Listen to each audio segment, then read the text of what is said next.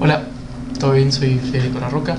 Bueno, como lo anticipé en el video pasado, voy a estar hablando sobre Al borde del abismo por Ian Kershaw, que en realidad no se llama así, sino es como un libro más grande que se llama Descenso a los infiernos. Y básicamente es todo lo previo a la Primera Guerra Mundial y demás. Por lo menos este capítulo se llama Al borde del abismo, ese texto más largo. Como dije, este va a ser un video bastante extenso o por lo menos bastante importante, y para mí el texto más importante justamente es este, de toda la materia hasta ahora.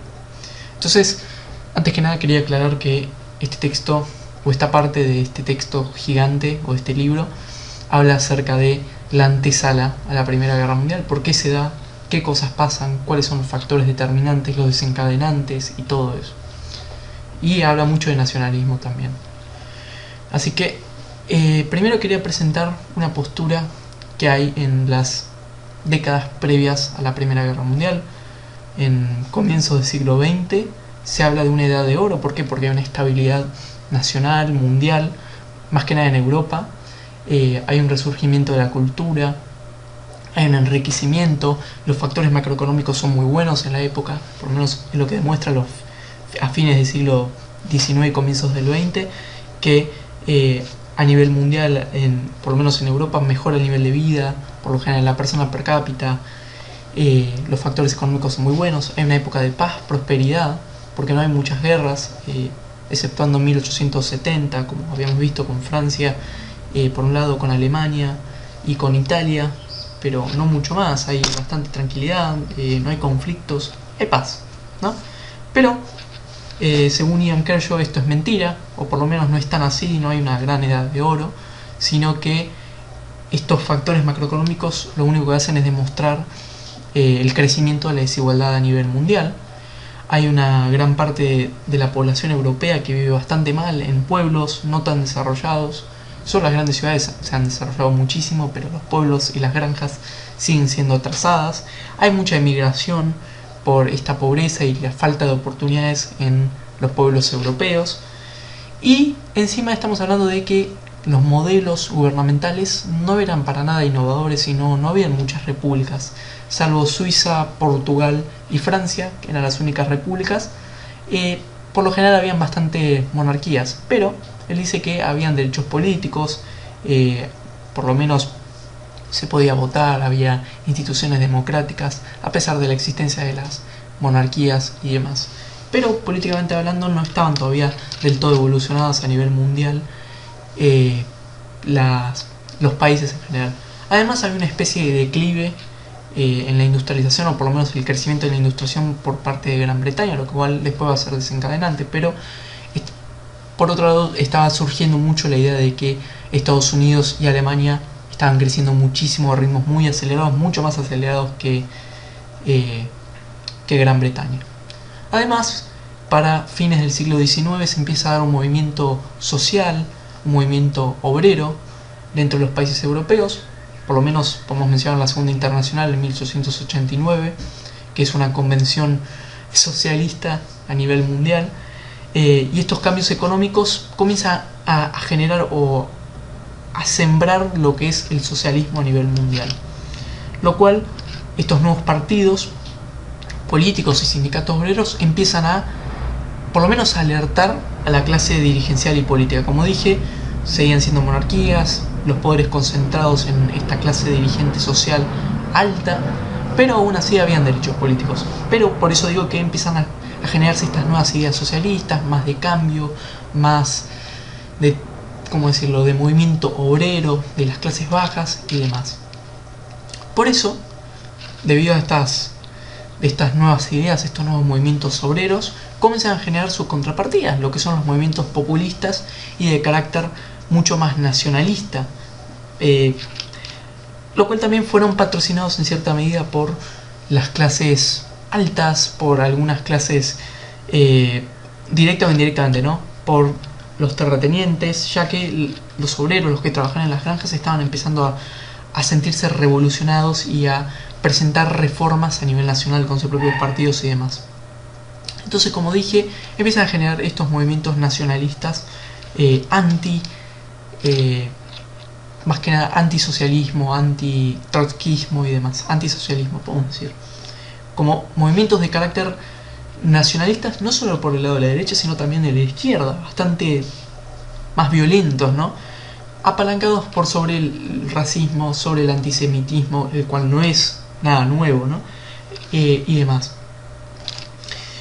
El problema de estos movimientos nacionalistas, por lo menos, con, como dije, mucho racismo, antisemitismo, con esa idea de nación igual a etnia y demás, es que justamente eran más aceptados por las élites europeas o los dirigenciales que el propio socialismo. ¿Y cuál es el problema con esto? Que estas revueltas les iba a llevar a ciertos pueblos por parte de los Balcanes a tomar posiciones muy fuertes dentro del gobierno. Aparte que el gobierno empieza a tomar, los gobiernos digo a nivel mundial o en Europa empiezan a tomar posturas mucho más fuertes contra otros países, una postura de política exterior mucho más violenta, como aceptando un poco las ideas del nacionalismo. Podemos decir que el antisemitismo no es nuevo, no es algo que comienza, no es un fenómeno que comienza ni siquiera con el nazismo ni con los alemanes, sino que es bastante anterior, por ejemplo con las Inquisiciones, ya surge como con esta idea de que los judíos eran los asesinos de Cristo y demás. Entonces podemos decir que el antisemitismo era una idea vieja, pero un concepto nuevo, una palabra nueva, pero una idea bastante vieja y antigua, una práctica bastante antigua. Además que había un resentimiento económico con esta religión en particular, porque esto no lo digo yo, lo dice Kershaw en el propio texto. Había mucha gente que tenía un resentimiento muy grande porque la mayoría de los judíos eran bastante adinerados y bastante poderosos socialmente hablando. Entonces hay como una rivalidad, ni siquiera por parte de ellos, sino de los antisemitas, diciendo que ellos eran muy poderosos y los causantes de muchos males, y de la desigualdad y el rompimiento de la nación y demás. Además, podemos mencionar el caso de Dreyfus, que Dreyfus era un espía que fue encarcelado injustamente, pero no por condición de ser traidor a la patria en el caso de Francia, sino por su condición de judío, lo cual generó muchas rispideces en la sociedad, mucho antisemitismo, lo cual no era una práctica nueva. ¿Qué tiene que ver todo esto los nacionalistas con la Primera Guerra Mundial? Que los nacionalistas impulsaban y defendían la aparición de una guerra, ya que según ellos de esta manera se podrían eliminar muchas de las razas, no sé cómo llamarlo en términos de ellos, innecesarias dentro de la guerra mundial, dentro del mundo. Además de que el nacionalismo tenía como su postura sustentada dentro de pseudociencias o de lo que es el darwinismo social y la eugenesia, que tiene que ver con eliminar lo que es genéticamente inservible para todas las naciones, ya sea personas con malformaciones genéticas, los afroamericanos y demás, los judíos también. Todas esas cosas debían ser eliminadas según ellos, y además debía primar una raza que era la raza aria por sobre las demás. Y el darwinismo social dice que, como dice la teoría de Darwin, el más poderoso siempre sobrevive. Bueno, en este caso, la raza más poderosa de esta raza aria debía sobrevivir o perdurar por sobre las demás. Un movimiento bastante fuerte en Alemania principalmente. Además, por otro lado, hay una postura muy importante que dice que el nacionalismo por sí solo dentro era muy desordenado, no era un partido que podía tomar, estos partidos populistas nacionalistas no podían tomar los gobiernos, pero sí eran muy desordenados en su interior, pero sí tenían una gran repercusión por sobre los gobiernos. Además, pasamos a otra parte, más idea de Kershaw, más su opinión sobre la Primera Guerra Mundial. Él dice que no fue un accidente, no hubo un resbalón hacia la guerra, sino que había una responsabilidad muy pero muy latente en los países que tenían intereses económicos, intereses sociales importantes que no podían ser negociados ni nada, sino que eran esos intereses muy fuertes que estos países tenían la responsabilidad total dentro de la Primera Guerra Mundial. Vamos a nombrarlos. Por un lado está Austria-Hungría, queriendo dominar los Balcanes. Por otro lado Rusia también, con esta rivalidad con Austria-Hungría por querer dominar los Balcanes. Y por el otro lado Alemania, apoyando todo esto. y Alemania dando ese cheque en blanco del cual hablamos la otra vez, que fue muy importante para desencadenar la Primera Guerra Mundial. Bueno, Kershaw piensa exactamente lo mismo. Es más, habíamos visto que Fulbrook dijo que el factor evitable, que fue el asesinato de Francisco Fernando, fue el desencadenante de toda la guerra mundial. Bueno, Kershaw piensa que el cheque en blanco de Alemania y el ultimátum posterior de Austria-Hungría a Serbia fue el desencadenante total de toda la Primera Guerra Mundial. Pero bueno, eso lo vamos a ver después. Entonces, Kershaw piensa que el principal exponente o el principal país que genera o desencadena toda la Primera Guerra Mundial es Alemania. Es el principal culpable de todos los males a nivel mundial según Kershaw. Y estos otros países que mencioné, Rusia y Austria-Hungría. Entonces, ¿cómo se desencadena la Primera Guerra Mundial? Según él, con el cheque en blanco que entrega Alemania como una ayuda indispensable, una ayuda casi ilimitada que le da a Austria-Hungría, lo cual además alerta a Rusia por futuras represalias contra Serbia, por este cheque en blanco que iba a tener Austria-Hungría por parte de Alemania, diciendo que Austria-Hungría podría brindarle o podría atacar de la manera que sea a Serbia, y Serbia le convenía a Rusia para poder ser dominada y finalmente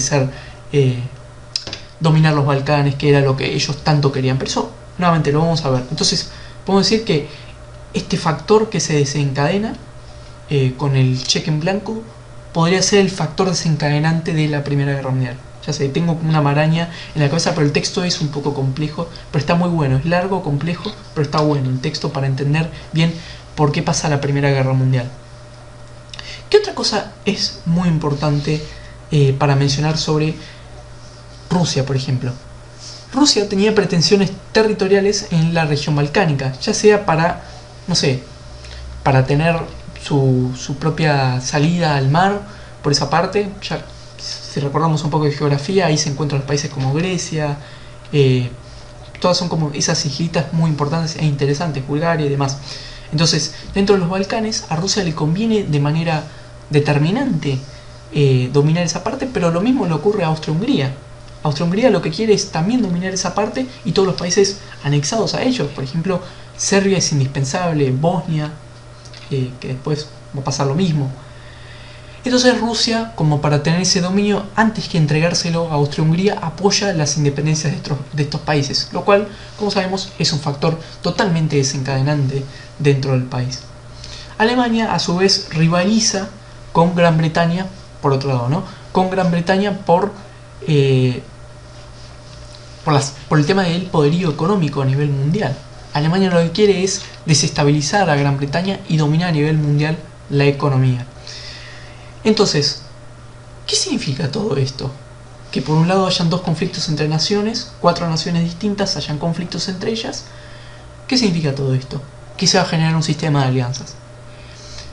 ¿Por qué se genera el sistema de alianzas? Por sospechas mutuas y futuras ante unos posibles conflictos bélicos. Por un lado están Francia, Rusia y Gran Bretaña como una alianza. Esto ya lo vimos en el video anterior, pero está bueno repasarlo. Por el otro lado está Austria-Hungría, Alemania y también Italia. Italia, una nación que no es potencia, tuvo sus conflictos en los años 1870, 1871, con los conflictos en Piemonte, la unificación italiana y demás. Pero sigue siendo un país importante para esta otra alianza. Además, comienza lo que es la carrera armamentística a nivel mundial, más que nada en Europa. Siempre estamos pensando en la Primera Guerra Mundial como Europa y Estados Unidos por otro lado, pero más que nada Europa. Es un conflicto muy europeo, pero que se termina mundializando totalmente. Bueno, esta carrera armamentística entonces tiene su temor en futuras guerras. Entonces cada país por su lado se empieza a generar sus ejércitos, a formarse, a tener todo preparado para esta futura guerra. El caso importante de Rusia, que empieza a movilizar tropas y demás. Entonces, podemos mencionar como un suceso importante en 1908 que Austria anexiona a Bosnia-Herzegovina, lo cual genera como un gran nacionalismo dentro de Serbia, un temor a que ellos también sean conquistados a futuro por su fuerte ¿cómo decir?, fuerte relación con Bosnia. Serbia también tenía su propio temor, lo cual ya sabemos que Rusia apoya a Serbia y Serbia a su vez apoya al nacionalismo dentro de Bosnia para que ellos no sean conquistados. Después está la guerra de los Balcanes entre Grecia, Serbia, Bulgaria y el Imperio Otomano, el cual no era muy poderoso en la época, ya estaba en sus penumbras, lo cual también Rusia no considera una amenaza al Imperio Otomano. Además está la guerra entre los búlgaros y los serbios, Bulgaria y Serbia. Pero bueno, ese es otro tema. Entonces decimos que hay una carrera armamentística al comienzo del siglo XX, podemos decir la primera década, 1912, 1908, hay una carrera armamentística a nivel mundial, por lo menos en Europa, cada país formando sus propios ejércitos, armándose ante futuras posibles guerras que se iban a dar, lo cual ya se pensaba que era inevitable y ya se sabía que se iba a dar de esa manera. Aunque sí, sabemos que Austria sí quería una guerra, Austria-Hungría sí quería una guerra contra Serbia, justamente para poder conquistar los Balcanes y poder estar tranquilos económicamente, y tenían el fuerte respaldo de Alemania. Como dije, Alemania tiene una gran rivalidad con Gran Bretaña, económicamente, por los mercados. Y los militares sí, dentro de Alemania, ¿no?, sí estaban a favor de la guerra, pero el poder civil y el Partido Socialdemócrata no estaba a favor de la guerra. Aunque aún así el Kaiser tomó sus decisiones y movilizó todo el ejército para que se dé la Primera Guerra Mundial. Esto me parece como una fecha importantísima. El 30 de julio de 1914, como ya sabemos, anteriormente se había dado el tema del ultimátum por el asesinato de Francisco Fernando y su esposa por parte de nacionalistas serbios, bosnios serbios, la Mano Negra, este partido político, o podemos decir esta agrupación terrorista, la Mano Negra, dentro de Bosnia, aunque eran una agrupación, como dije, serbio-bosnia, que atacan y matan a Francisco Fernando y su esposa. Esto genera un conflicto y un temor muy grande dentro de Bosnia y en Serbia, lo cual Austria-Hungría lo toma como una clara provocación, un claro problema. Entonces se da este ultimátum a Serbia, dando como condiciones bastante humillantes para el país y que no podían ser aceptadas. Entonces Rusia, en apoyo a Serbia, moviliza tropas el 30 de julio de 1914. Esto es un factor también desencadenante o decisivo para que Alemania se integre o se una a esta guerra que se estaba empezando a formar entre estos distintos países. Por un lado, como dije, Austria-Hungría, por otro lado Rusia. Además estaba, Serbia, que se le declara la guerra y demás, pero Serbia no es tan importante y podemos considerarlo como un aliado de Rusia. Como dije, Rusia no considera al Imperio Otomano como una amenaza, pero sí lo considera Austria-Hungría. Y Austria-Hungría a su vez considera a Rusia una amenaza y Alemania lo mismo. Ahora, este es el tema del miedo. El miedo para Ian Kershaw es un factor determinante de la guerra. Está el miedo de perder el dominio de los Balcanes a manos de los rusos y la firmeza nacionalista de Serbia que impulsa a Austria-Hungría a entrar a la guerra, además del apoyo de Alemania para poder por lo menos batir este gran miedo que hay. El 1 de agosto Alemania declara la guerra hacia Rusia, el 3 de agosto se la declara a Francia. ¿Qué tenía que ver Francia en todo esto? Porque Francia apoyaba a Rusia. Y además, como sabemos, el plan Schlieffen, en que primero Alemania iba a atacar a Francia y después iba a atacar a Rusia. No podía pelear por dos frentes. Pero Alemania aún así tenía la esperanza de poder tener una paz con Francia, para no también entrar en conflicto con Gran Bretaña. ¿Qué pasa con todo esto? ¿Por qué se da el plan Schlieffen? Justamente para no pelear con dos frentes. Y para que se diera bien, de buena manera, el plan Schlieffen, tenían que entrar por Bélgica. ¿Y cuál es el problema de Bélgica? Bélgica era neutral, pero tenía una cierta alianza con Gran Bretaña, lo que hace que el 4 de agosto Gran Bretaña también se una a la guerra. ¿Cuál es la motivación hacia la carrera armamentística y también empezar la guerra mundial, la Primera Guerra Mundial? Que las potencias se tienen miedo entre ellas. Hay un miedo latente entre todas las potencias de que una conquista a la otra, de que pase una cosa que desencadene un clima social y mundial devastador. Por ejemplo, vamos a nombrar, como dije, el tema de Austria-Hungría por parte de Rusia, que le da miedo a perder los Balcanes. Por otro lado, Alemania tiene miedo a verse acorralada en Europa por el gran poderío de Rusia, por los ataques por parte de Gran Bretaña y de Francia. Rusia tiene miedo que los alemanes controlen los Balcanes, ya sea con esta alianza con Austria-Hungría. E Inglaterra tiene miedo a perder el dominio comercial a nivel mundial y ver la supremacía alemana en Europa. es un miedo muy latente, y por eso digo, Ian Kershaw cree que la idea detrás de toda la guerra mundial es que las potencias que se creían tan fuertes con esta carrera armamentística en realidad eran países que se tenían miedo entre ellos, y eso genera mucho de este tema de las rispideces, el conflicto, la tensión entre los países, las guerras.